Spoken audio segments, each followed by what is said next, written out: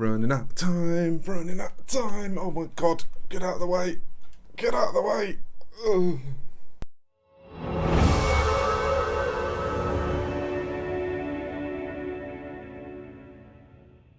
Time has definitely been at a premium for me lately. I've got quite a bit of commission work on, but also I fell behind a few weeks ago on making videos, and I've been struggling to catch up ever since. I like to have stuff booked ahead of time, and it dawned on me, I haven't given you any quick tips in ages. Quick tips used to be quite a popular thing on the channel when I first started it, where I would do some nice little sort of 5-minute breakdowns, a quick kind of this is how I do this recipe or this Space Marine chapter, stuff like that. So I'm going to bring it back, and hopefully that's going to help me catch up a little bit. So today we're going to be going into the Dark Angels. I know that they're a very popular chapter at the moment due to having a new Codex. I know that a lot of people are looking for some kind of nice intermediate ways to paint them. I think I've got a couple of nice workups here. I'm going to actually cover the main Dark Angels green scheme, and then I'm also going to cover the Deathwing scheme. I won't be dealing with the black Dark Angels schemes today for the Ravenwing, and that is just because I've done a lot of black on the channel previously. There's a good few tutorials you can look at if you search back through the video history for finding some details on painting black. So let's get into it. I'm talking very fast. Step one for doing a nice fast workup like this is you're going to want to have your palette ready ahead of time. I'm only painting one miniature here, but you're probably going to want to paint quite a few miniatures at once, and so you might want to get a fairly big blob of this these paints laid out. But what you can see me doing here is just putting down some Caliban green, some Warpstone glow, and some P3 Necrotite green, which, as you will probably know by now, is my new alternative to Moot green. You're then going to see me just mixing some in-between shades for these colours, and that's going to form my sort of spectrum of 5 colours that will form my entire workup. Okay, and for our first process, we've already sprayed our miniature in Caliban green, so we don't need to worry about that. So we're actually going to move up to the next colour in the workup already. We still want to keep the Caliban green there for correcting any mistakes that we might make, but we're starting with the second colour of the 5, and we're just going to really quickly just rough in some highlights. We don't need to be precise here, just sort of map in roughly where we want them. Okay, then we're going to move up to Warpstone glow, and it's at this point that if you want to put any smoothness into the workup, this is really the step where you want to take the most care, because it's the colour that kind of has the most struggle blending out of all of these. It's still pretty straightforward, it's still pretty easy. I decided to just do a little bit of void blending to get some smoothness in here. You could continue just to sketch this up if you were going for a quick look, as long as you like that highly textured look. Okay, for step 4, we're going to now move up to that mixture of Warpstone glow and Necrotite green, and this is where we're going to put an edge highlight in. So we've just got 2 rough highlights on top of our base colour, and then a really simple edge highlight. We don't need to be too fine, we don't need to do every single edge, just the edges that you feel like would catch the light, and just put in a nice, you know, pretty simple, pretty straightforward edge highlight. And then that pure Necrotite green is there just so that you can dot in some finer highlights just very selectively. You can be really quick with this, just pick the odd spot and just dot it here, there.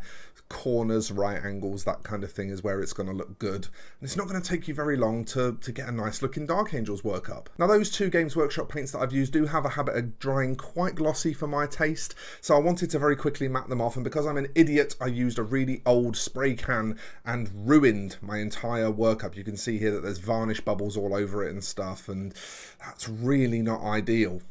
But there is a way that we can rescue that. What we're actually going to do is use the roughness that varnish has created to just paint it back out and turn it into some chipping and scratching, which is probably something we'd have done anyway. Certainly for my Space Marine armies, I like to put chipping and scratching on their armour anyway.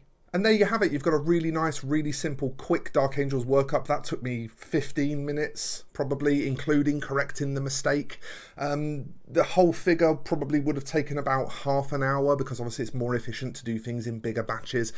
Doing a batch of 5, I reckon you could get them to that standard in probably 2.5 hours, which I think is pretty good for a batch paint. The added bonus is, of course, we also made a mistake along the way, which gave us a little opportunity to show how to cover up a common mistake. Now, I personally really like matte finishes to my paints. If you're happy with satin finishes in your paints, you're probably not going to see that problem. It's probably not going to crop up for you. But it's important to note here that the reason I was using that spray in the first place was actually more because I couldn't pick up the satin very well on camera, and I wanted you to be able to see the workup. So I thought, seeing as we had an issue as a result of that spray, it was a really useful time to also show you that you can sometimes rescue these things. You don't necessarily need to panic, strip the miniature and start again. Right, so now we're going to get on to colour scheme number 2. We're going to start to look at the Deathwing now. Now I've chosen to start off here with Jackbone from P3 as my base colour that I've sprayed, simply because I don't own a can of Wraithbone spray, but if you own a can of Wraithbone spray, you're probably going to use Wraithbone from GW. And a very different methodology for this workup compared to the previous one. What we're going to do here actually is some really rough glazing. So whereas we're glazing, you're normally aiming to have a really just sort of dirty paint water consistency and maybe do 10 glazes per section in order to get the transition nice and smooth. Here we're going to be going really quickly, so we're just going to sort of thin down to a kind of wash consistency and just put in like 2 glazes per section. We're starting here with Steel Legion Drab. We'll just get that into all of the little cracks and nooks and crannies in the armour, always glazing sort of down towards the line of transition. Okay, for this next stage I'm going to put a panel line in with some thinned down Rhinox hide. What I'm also going to do is there's a little bit of trim present there, and I'm just going to fill that in black, but that's purely just for visual clarity so that you can see what I'm doing. The panel line sort of looks a bit chunky if it doesn't have that little line there to separate it. And then we'll thin that Rhinox back into another one of those rough glazes, and again we'll just knock a little transition going down into the panel line using the same colour but just thinned down a lot more. Now we're also going to make a rough glaze with the Jackbone, and we're going to use that to glaze back up out of these shadow transitions. So just the areas where the first sort of Steel Legion Drab starts to meet the Jackbone, we can just kind of feather that away and get a little bit of a nice transition there, just to clean things up a touch. Mixing together Jackbone and whatever white you like to keep on your palette is going to get you some really simple, straightforward highlights for this. I don't think there's really any need to use an out of the pot colour when you're working with things like bones and, you know, very sort of off-whitey colours. I think it's pretty straightforward to just mix them as you go. And then if you do want some fine highlights like we did with the green workup, just some pure white knocked into the corners and right angles and stuff like that is going to get you something that looks pretty good. So there you have it, 2 really straightforward Dark Angels workups, 1 for the normal Dark Angels, 1 for the Deathwing. As I said, not dealing with the Ravenwing today just because I do have a lot of other videos on Paint in Black, including a video on the Primaris Biker Chaplain that would probably serve quite well as a basis for some Ravenwing stuff. But I hope you enjoyed these quick tips. I love making these videos and I really want to start doing them again. They're normally about 5 or 6 minutes long, but as an apology for not doing one for such a long time, I decided to do 2 in 1 for this one, and you ended up getting a little extra tip. So let me know in the comments if you enjoy this format, these quick, easy tips videos, very easy to absorb. I hope that's something that you think is cool. I hope you appreciate it. I'm going to get out of here for now, but please do remember to like the video if you liked it. You can subscribe to the channel and enable notifications if you want to stay up to date on what I'm doing here on YouTube. And if you really love the content and you want to support its creation, there's a link in the description to my Patreon campaign with tiers starting from as little as $1 a month. So folks, it's time to roll the end credits, but thank you so much for watching, and I'll see you in the next one.